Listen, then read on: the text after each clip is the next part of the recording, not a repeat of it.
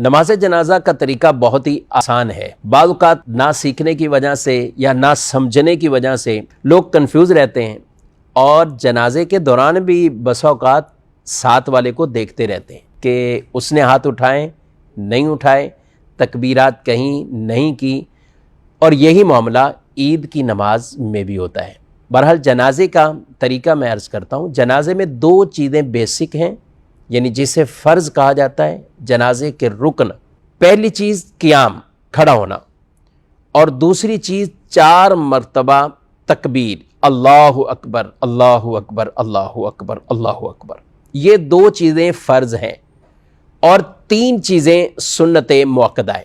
یعنی جب پہلی تکبیر ہوتی ہے تو اس کے بعد ثنا پڑھتے ہیں، دوسری تکبیر تو درود پاک پڑھتے ہیں، تیسری تکبیر تو دعائے میت کے لیے دعا، اللہم اغفر لحینا و میتنا و شاہدنا و غائبنا، اور اگر نابالغ بچے کا ہے تو اس کی دعا، اگر نابالغ بچی ہے تو اس کی جو دعا الگ سے بیان کی گئی۔ تو بیسک جو جنازے کے اندر چیزیں ہیں، ایک قیام، کھڑا ہونا، اور 4 مرتبہ تکبیر کہنا۔ لوگ سمجھ رہے شاید امام ہی تکبیر کہتا ہے اور مقتدی ثنا پڑھتے ہیں، درود پڑھتے ہیں، دعا پڑھتے ہیں، تکبیر نہیں کہتے۔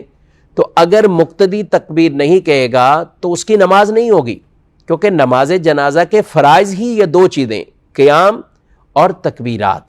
تو لہذا جب بھی آپ نماز جنازہ ادا کریں تو جیسے امام اللہ اکبر کہتے ہیں تو آپ بھی پیچھے اللہ اکبر کہیں۔ اب اس کی نیت ہم سماعت کرتے ہیں۔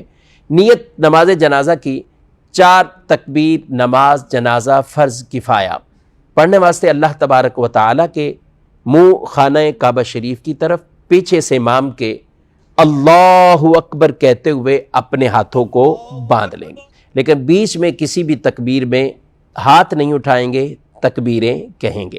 جب ثنا پڑھیں اور ثنا کے اندر وَتَعَالَى جَدُّكَ، اس کے بعد وَجَلَّ ثَنَاؤُكَ وَلَا إِلَٰهَ غَيْرُكَ، یہ ساتھ اگر اضافہ کر لیتے ہیں تو یہ بھی بہتر ہے، اور اگر صرف نماز والی ثنا پڑھی تو بھی سنت ادا ہو جائے گی۔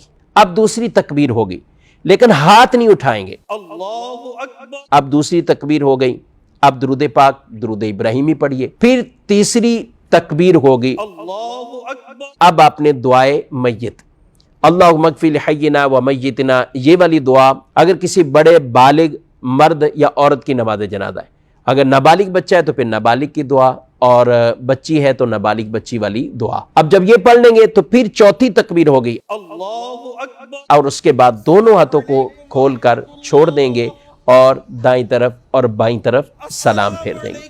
بہت سے لوگ ہاتھ جب چوتھی تکبیر ہوتی ہے تو ایک طرف سلام پھیرتے ہیں، السلام علیکم ورحمۃ اللہ، ایک ہاتھ کھولتے ہیں، پھر دوسری طرف السلام علیکم ورحمۃ اللہ، پھر دوسرا ہاتھ کھولتے ہیں۔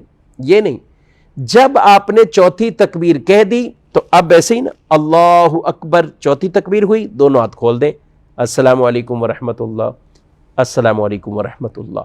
اگر آپ نے اچھے انداز سے یہ طریقہ سیکھ لیا، سمجھ لیا، تو میں نہیں سمجھتا کہ پھر آپ کبھی نماز جنازہ میں کبھی آپ کنفیوز ہوں اور آپ کو پریشانی لاحق ہو۔ یہاں یہ بات بھی عرض کرتا چلوں، اگر کسی بھائی کو دعائے میت یاد نہ ہو، دعائے جنازہ یاد نہ ہو، یاد کرنی چاہیے، کوشش کریں جو دعا جس وقت پڑھنی ہے وہی پڑھیں۔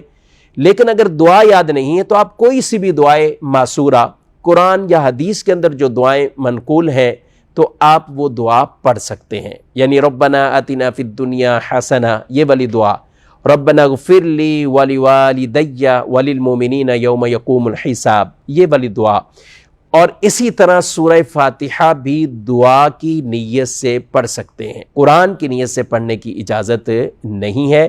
تو خلاصہ کلام یہ ہوا کہ نماز جنازہ میں 2 چیزیں فرض، یعنی قیام اور 4 تکبیریں، اور پھر 3 چیزیں جو آگے ہیں، ثنا پڑھنا، درود پڑھنا اور دعائے میت، یہ سنت مؤکدہ ہیں۔ یوں نماز جنازہ مکمل ہو جائے۔